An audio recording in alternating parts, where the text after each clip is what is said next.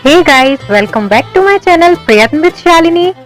आज मैं आपको अस्तर वाली प्लाजो बनाना बताऊंगी। तो अस्तर वाली प्लाजो को बनाने के लिए पहले मैं इसका अस्तर कट करूंगी। इसकी कटिंग बिना अस्तर वाले प्लाजो की तरह होती है, लेकिन दोनों की सिलाई में अंतर होता है।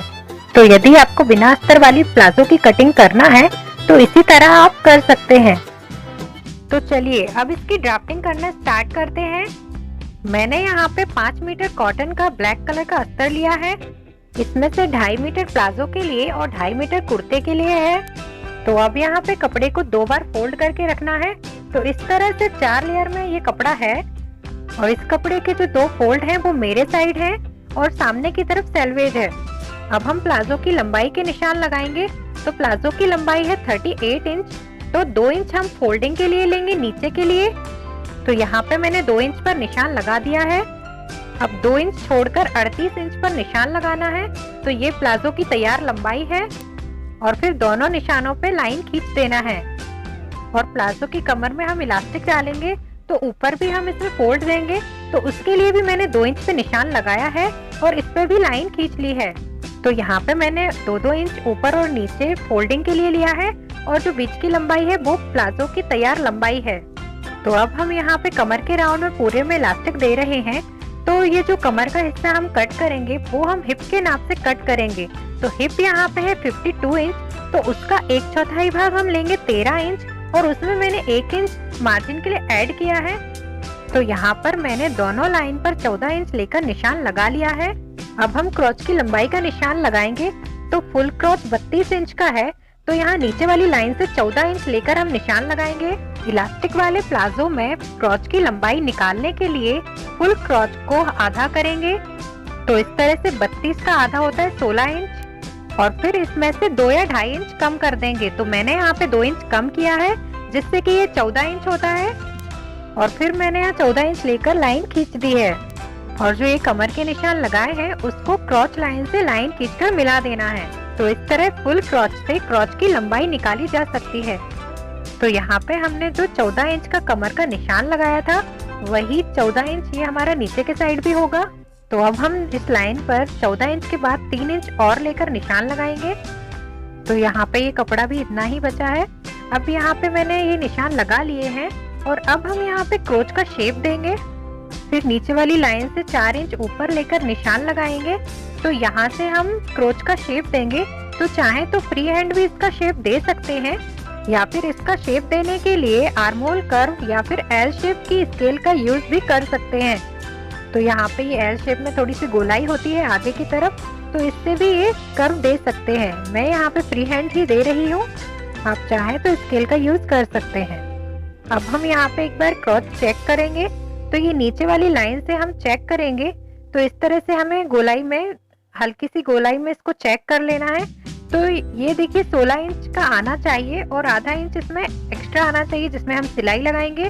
तो इस तरह से ये 16 इंच की लंबाई में ये क्रॉच आ गया है और आगे और पीछे का 16-16 इंच मिला के फुल क्रॉच 32 इंच का हो जाएगा। अब हम नीचे की तरफ प्लाजो के बॉटम का निशान लगाएंगे। तो इसकी चौड़ाई हम पूरी भी ले सकते हैं जितने ये कपड़े की चौड़ाई आ रही है, या फिर चाहे तो इसे कम भी कर सकते हैं। मैंने यहाँ पे 15 इंच की चौड़ाई लेकर निशान लगाया है और अब यहाँ पे क्रोच के नीचे से 3 इंच पर निशान लगाया है। अब हम 3 इंच नीचे तक हल्की सी गोलाई देंगे। तो गोलाई देने के लिए मेरे पास ये लेग शेप में स्केल है, तो इससे मैं गोलाई दे रही हूँ। इसको फ्री हैंड भी दे सकते हैं या फिर सीधी लाइन खींच के भी इसको मिला सकते हैं। तो इस तरह से मैंने ये लाइन खींची है। अब यहाँ पे ये नीचे वाले जो हमने बॉटम की जो चौड़ाई ली है उससे मिला देना है। तो यदि आपको इस तरह का शेप लेना है तो ये भी ले सकते हैं और चाहे तो इसमें थोड़ा सा अंदर की तरफ भी शेप ले सकते हैं। तो इसके लिए मैंने ऊपर से लंबाई ली है, ये कमर से नी तक की लंबाई है। तो मैंने यहाँ पे 22 इंच पर निशान लगाया है और इस तरह से लाइन खींच दी है। फिर यहाँ पे क्रोच से थोड़ा सा नीचे से लेकर इस तरह का शेप देंगे अंदर की तरफ और फिर इसको हम इस तरह से नीचे तक मिला देंगे। तो इसमें हल्का सा नीचे से ए लाइन का शेप आ जाता है। तो यहाँ पे थोड़ी सी नॉक बन रही है तो इसमें हल्की सी गोलाई दे देंगे और अब हम इसको कट करेंगे। तो इस तरह से मैं नीचे से कट करना स्टार्ट कर रही हूँ और ये जो अंदर वाले निशान हमने लगाए हैं इस पर मैं कटिंग कर रही हूँ। आपको ये शेप नहीं देना है तो आप इसे सीधा भी रख सकते हैं, जैसा पहले मैंने निशान लगाया था। तो इस तरह से अस्तर पर कटिंग पूरी हो गई है। और यदि आप बिना अस्तर वाला प्लाजो बना रहे हैं तो इतनी ही कटिंग आपको करना है। और अब यहाँ पे मैंने ये जो बीच में लाइन खींची है नी लेंथ पर, उसमें मैंने छोटा सा कट लगाया है और नीचे साइड फोल्डिंग की लाइन पे मैंने कट लगा लिया है, जिससे कि सिलाई करते समय हमें बहुत ही आसान हो जाता है। अब हम इसे मेन फैब्रिक पे कट करेंगे। तो यहाँ पे ये प्लाजो का कपड़ा है, ये ब्लैक कलर का है और इसमें ग्रीन कलर की लीव्स वाली प्रिंट बनी हुई है। और ये जो लीफ है इनका डायरेक्शन ऊपर की तरफ जा रहा है।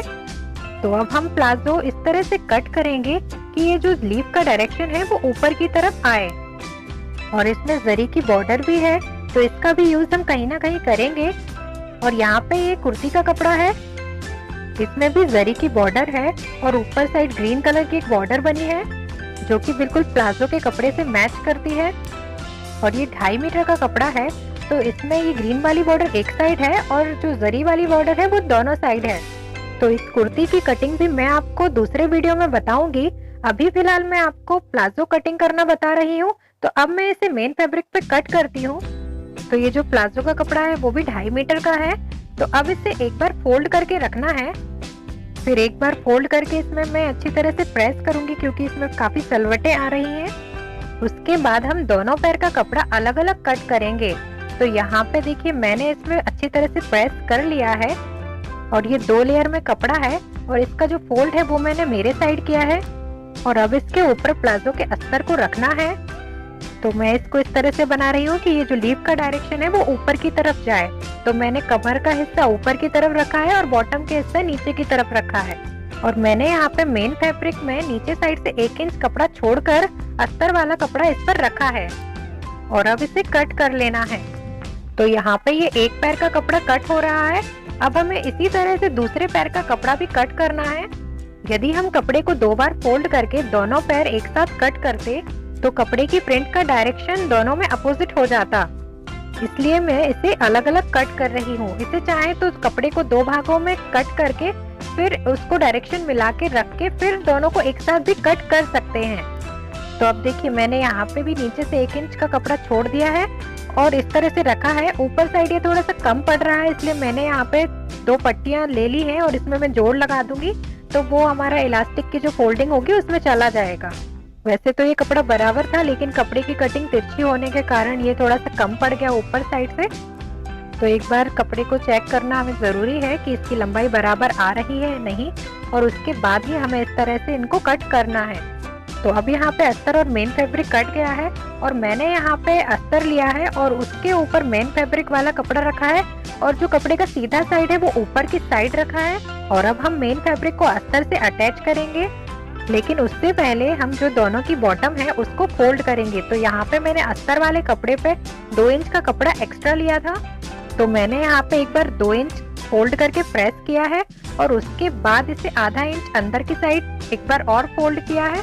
तो इस तरह से ये 1.5 इंच की फोल्डिंग आ गई है। तो इस तरह से 2 इंच का कपड़ा हमारा फोल्ड में जाएगा। अब हम इस पर प्रेस करके सिलाई कर लेंगे और इसी तरह से दूसरे पैर के भी अस्तर की बॉटम हमें प्रेस करके फोल्ड कर लेना है और फिर इस पे सिलाई लगा लेना है। तो इस तरह से प्रेस करके फोल्ड करने से ये बिल्कुल बराबर फोल्ड होता है। अब हम मेन फैब्रिक की भी बॉटम फोल्ड करेंगे। तो यहाँ पे मैंने 3 इंच का कपड़ा एक्स्ट्रा लिया था, तो पहले मैंने एक बार 3 इंच का फोल्ड किया और उसके बाद मैंने इसको अंदर के साइड आधा फोल्ड कर दिया, मतलब एक बार 1.5 इंच फोल्ड किया और फिर एक और बार 1.5 इंच। तो इस तरह से 3 इंच का कपड़ा हमारा फोल्डिंग में चला जाएगा और इस पर भी मैंने प्रेस कर लिया है। तो अब मैं इस पर भी सिलाई लगा दूंगी और दोनों पैर इसी तरह से मैं सिलाई लगाकर मोड़ लूंगी। तो आप देख सकते हैं मैंने यहाँ पे अस्तर की बॉटम को फोल्ड कर लिया है और इसी तरह से मेन फैब्रिक की बॉटम को भी फोल्ड कर लिया है। और अब मैं इसकी बॉटम पर जरी की बॉर्डर लगाऊंगी। तो ये जो कटिंग में निकली है जरी की बॉर्डर, इसे मैं इस तरह से कट कर लूंगी और फिर इसे प्लाजो की बॉटम पे लगा दूंगी। तो ये थोड़ा सा कपड़ा छोड़कर लगा रही है तो ज्यादा अच्छी लग रही है, तो मैंने 1 इंच नीचे से छोड़ दिया है और अब मैं इसे लगा लूंगी। तो पहले मैं इसे प्रेस से थोड़ा सा फोल्ड कर लूंगी क्योंकि एक साइड से ये फिनिश नहीं है। तो इस तरह से इसे फिनिश करके इस पर मैंने ये बॉर्डर लगा ली है। अब हम अस्तर को मेन फैब्रिक से अटैच करेंगे। तो नीचे का हिस्सा छोड़कर बाकी सभी साइड से हम इसमें सिलाई लगाकर इसे अटैच कर देंगे। और फिर जो एक्स्ट्रा कपड़ा हमने इसमें जोड़ा था ये ऊपर साइड हम निकालते हुए इसको भी कट कर देंगे। इस पर सिलाई करने से पहले इसे किसी फ्लैट जगह पर रख लेना है और इस तरह से सेफ्टी पिन से अटैच कर लेना है और उसके बाद सिलाई लगाना है, जिससे कि ये कपड़ा यहाँ वहाँ नहीं होगा और जहाँ से कपड़ा एक्स्ट्रा होगा वहाँ से हम इसे कट कर देंगे। तो अब देखिए मैंने यहाँ पे बॉटम का हिस्सा छोड़कर बाकी सभी जगह से सिलाई लगाकर इसे अटैच कर लिया है। और ये जो ऊपर बढ़ रहा था कपड़ा, जो हमने पट्टी एक्स्ट्रा जोड़ी थी जो कम पड़ रहा था, तो अब मैंने यहाँ पे इसे कट कर लिया है। और इसी तरह से दूसरे पैर का भी अस्तर और कपड़ा मैंने अटैच कर लिया है। अब इतना कर लेने के बाद इसकी जो सिलाई होगी वो बिना अस्तर वाले प्लाजो की तरह होगी। तो अब मैंने इसे सिलने के लिए इसका जो सीधा साइड है वो अंदर की साइड रखा है और अब दोनों क्रोच पर सिलाई लगा लेनी है। तो इस तरह से मैंने दोनों पैर के कपड़े को एक के ऊपर एक रखा है और क्रोच पर सिलाई लगा ली है। और अब हम नीचे से सिलाई लगाएंगे। तो यहाँ पे बॉटम मिलाते हुए हमें सिलाई लगाना है और क्रोच तक लाना है और फिर दोनों के क्रोच को मिलाते हुए दूसरे पैर में नीचे तक सिलाई को ले जाना है। और जो नी लेंथ पे हमने छोटे छोटे कट लगाए थे उन्हें भी कट से कट मिला देना है, जिससे कि ये बिल्कुल बराबर जुड़ता है। अब हमें इसकी कमर पे इलास्टिक लगाना है। तो इसके लिए हमने 2 इंच का कपड़ा लिया था फोल्डिंग के लिए। तो इसमें इलास्टिक डालने का पहला तरीका ये होता है कि हम इसे इस तरह से पूरा मोड़ लें नेफा की तरह और फिर एक जगह से थोड़ा सा खुला करके इसमें से सेफ्टी पिन की मदद से इसमें इलास्टिक डाल सकते हैं।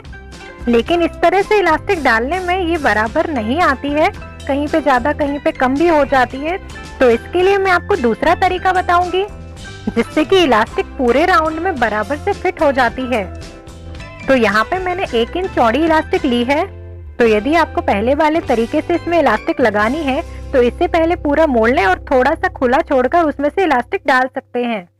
और दूसरे वाले तरीके के लिए मैंने देखिए यहाँ पे इसको इस तरह से रखा है। तो यहाँ पे ये जो क्रोच वाला जोड़ है वो नीचे वाले जोड़ से मिला दिया है और यहाँ पे साइड में भी निशान लगा लिए हैं। और अब हम जो इसमें इलास्टिक डाल रहे हैं तो वो इलास्टिक लेना है और इलास्टिक के दोनों सिरों को एक के ऊपर एक रखकर जोड़ लगा लेना है। और अब इस तरह से इलास्टिक के राउंड में हमें 4 निशान लगाने हैं। तो इस एक ये जोड़ वाला हो गया और दूसरे साइड निशान लगाना है और फिर इसको एक बार और मोड़ देना है और फिर 2 निशान और लगाना है ऊपर नीचे। तो इस तरह से इलास्टिक 4 भागों में डिवाइड हो गई है।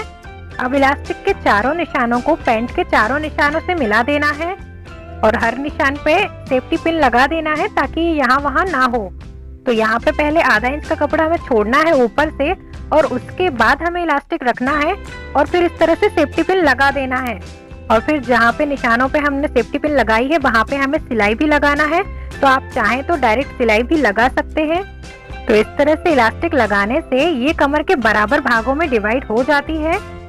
और अब इन सभी निशानों पे मैं सिलाई लगा रही हूँ।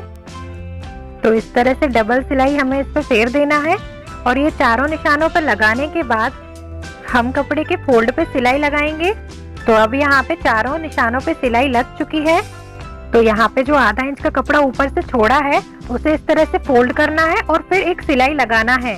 और सिलाई इस तरह से लगाना है कि वो बिल्कुल इलास्टिक के किनारे से हो लेकिन इलास्टिक पे सिलाई ना आ पाए। तो इलास्टिक को पीछे के साइड खींचते जाना है और फिर इसमें बराबर से इस तरह से सिलाई लगाते जाना है। और फिर पूरे राउंड पे सिलाई लगा लेने के बाद हमें इसमें सेंटर में भी सिलाई लगाना है। इस तरह से इलास्टिक लगाने में थोड़ा टाइम लगता है बट इलास्टिक बहुत अच्छी तरह से लग जाती है। तो देखिए यहाँ पे मैंने पूरे राउंड पे सिलाई लगा ली है। अब हमें इलास्टिक के सेंटर में सिलाई लगानी है। तो इस तरह से हमें इसको खींचना है और फिर सिलाई लगानी है। तो इसमें चाहे तो आप 2 सिलाई भी लगा सकते हैं लेकिन मैं यहाँ पे सिर्फ सेंटर में सिलाई लगा रही हूँ। तो यहाँ पे ये सिलाई लग चुकी है और ये पैंट की सिलाई पूरी हो गई है और इसका लुक बहुत अच्छा आया है और पहनने पे भी ये काफी अच्छी दिखती है। तो दोस्तों आपको ये वीडियो कैसा लगा आप मुझे कमेंट्स में जरूर बताएं और यदि वीडियो पसंद आया है तो आप इसे लाइक कीजिए, चैनल को सब्सक्राइब कीजिए और इसे अपने दोस्तों के साथ शेयर कीजिए।